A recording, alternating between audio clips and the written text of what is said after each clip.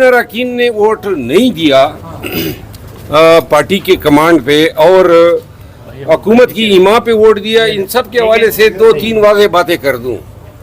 हमारे 9 मेंबरान असम्बली को आज लाया गया था, 5 को पेश किया गया और 4 को रिजर्व में रखा गया था।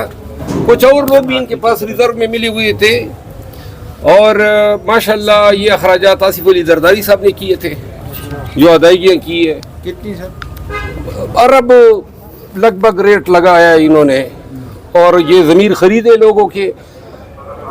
इन्होंने हर महीने को अप्रोच किया है और हमें ये बताते हुए दुख हो रहा है कि जो ज़मीर फरोश जो खान के नाम पे वोट लेके आज उनके साथ बैठे थे, तो मैंने और उमर अयूब खान ने उनकी तस्वीर लेने की कोशिश की। जब ये वोट के लिए खड़े हुए तो आप में एक कागज़ उठा के उन्होंने इस तरह रख लिया ताकि अपने चेहरे छुपा सके। लेकिन पाकिस्तान तहरीक इंसाफ के लोगों को ये मैं बता दूं, इन लोगों ने हमें भी मामू बनाया। पहले खबर डाल देते थे कि जनाब फलां का बच्चा उठा लिया, फलां का ये उठा लिया। ये सारी जो है मिली भगत होती थी, कोई उठाना मुठाना नहीं होता था। सिर्फ पैसों पे ये बिके हैं, क्योंकि अगर ज़बरदस्ती करते तो दुनिया थी। और इन लोगों ने ये उठाए जाने को जवाज़ बनाया है। और जो आज आईनी तरमीम हुई है इसमें बैरिस्टर गौर साहब की तकरीर जो है वो से काजी फाइज ईसा साहब के तो फेल हम बेनिशान हो गए थे, बल्ले का निशान हमसे छीन लिया। तो मैं खुद भी आज़ाद पास हुआ हूँ, मैं मतलब ये बल्ला था नहीं हमारे पास, तो हम सब इंडिपेंडेंट पास हुए हैं। तो अब ये इनको सूट करता है। मुबारक बाजवड़ के लोगों को एक बात बता दूँ, मैं आया था बाजवड़ के लोगों आपके पास जब कैंपेन हो रही थी, खान के नाम पे इस मुबारक जेब ने आपसे वोट लिया और इन्होंने पूरे बाजवड़ के सर जो है वो शर्म से झुका दिया है। पैसों पे कम से कम न बिकता। देखिए बात ये है कि किसी को किसी ने रोका नहीं था। जो लोग हमारे साथ राब्ते ही नहीं कर रहे थे, फ़ोन ही नहीं अटेंड कर रहे थे, उनकी बेगम को जब उठाया गया तो 5 मिनट के अंदर जो है उनकी सिस्टर ने जो है ट्वीट चला दी। इसका 4 दिन तक पता नहीं चला। लेकिन ज़ैन कुरैशी साहब जो है इस हवाले से ये तमाम एक तरफ और ज़ैन कुरैशी की बात हमें सबको परेशान कर रही है। जब तक हम उससे मिले ना, उसका मौक़िफ़ न सुने, शवाहिद जो हैं उसके खिलाफ जा। ये भी इन्होंने अप्रोच किया किसी ज़रिए के और बोली लगाने की कोशिश की। ऑफर क्या? देखिए 1 बिलियन जो है उन्होंने कहा था जी कि सबको हमने ऑफर किए हैं, लिहाजा पैसे जो है ये ज़मीर फरोशी है। और ये इन्होंने शायद ही किसी को अप्रोच न किया हो। हम सब आपस में बैठते हैं ना, तो कोई ऐसा था नहीं, शायद ही कोई एक्सेप्शन होगा। मेरे कोई ताल्लुकात नहीं है, मैं वकील हूँ, तो लिहाजा मुझे किसी से ताल्लुकात रखने की जरूरत ही नहीं है। 1 मिनट, कोई दबंग सबंग नहीं है।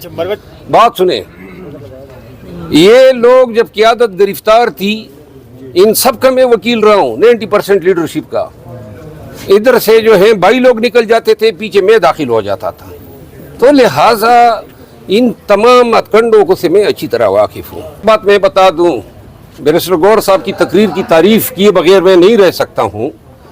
आज जिस अंदाज में उनकी तकरीर सुनने के बाद मुझे ये आईनी अमेंडमेंट बुरी लगी है। बिलावल भुट्टो ने 2-3 बातें मैं मतलब मुखालिफिन की भी अगर अच्छी हो, बिलावल भुट्टो ने आज जो तकरीर की है कमाल की तकरीर की है। बड़े ही मंतिक से तारीखी हवाले दे के उसने बातें की हैं और लोगों को कायल करने के लिए उसकी तकरीर बड़ी ही सैरासर है।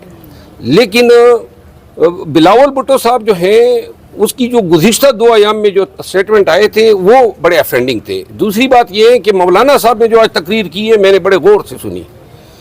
क्या फसाहत और बलागत है इसकी ज़बान में, माशाअल्लाह। ये दाद दिए बगैर आदमी नहीं रह सकता है। ख्वाजा आसिफ के बारे में क्या कहें? मौलाना की सुन यार पहले वो एक बात तो मुकम्मल होने दो ना। तुम पश्तो में कहते हैं बिड़वंदा है, तुम बिड़वंदे बहुत ज्यादा हो। हाँ, बिड़बंदा जो है ना जल्दबाज को कहते हैं।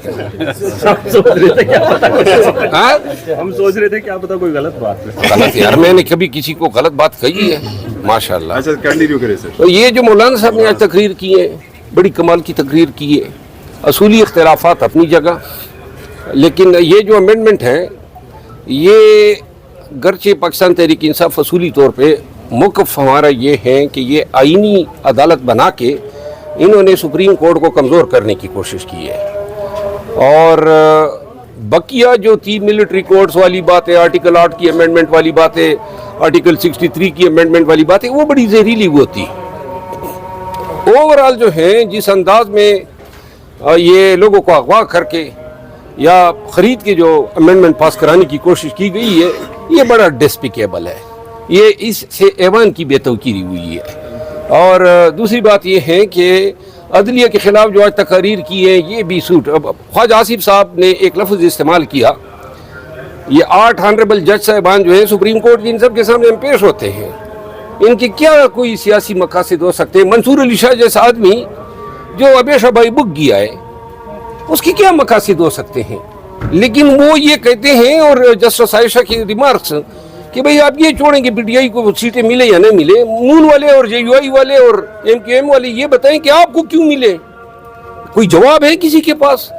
تو لہٰذا یہ جج صاحبان جو ہیں ان کے خلاف خواجہ آصف صاحب نے گینگ اپ کا ایک لفظ استعمال کیا۔ ہماری عدلیہ بے شک ماضی میں کوئی ان کا بھی کوئی درخشاں یہ ماضی نہیں ہے، ہمیشہ کبھی جسٹس منیر کی شکل میں آئے، کبھی جسٹس ڈوگر کی شکل میں آئے، کبھی افتخار چودھری جیسے ملعون کی شکل میں آئے، جیسے کبھی ثاقب نثار کی شکل میں آئے، جسٹس کوسا کی شکل میں آئے، جسٹس بندیال کی شکل، یہ کوئی اچھے جج نہیں تھے۔ ان لوگوں نے اپنا کام چھوڑ کے وہ کام کرنا شروع کیا جو ان کا تھا ہی نہیں۔ تو لہٰذا اور پھر جو ہے خصوصاً 18ویں آئینی ترمیم کے بعد انہوں نے جو رول جو ہے پارلیمان کا، اس کو پریمپٹ کرنے کی کوشش کی،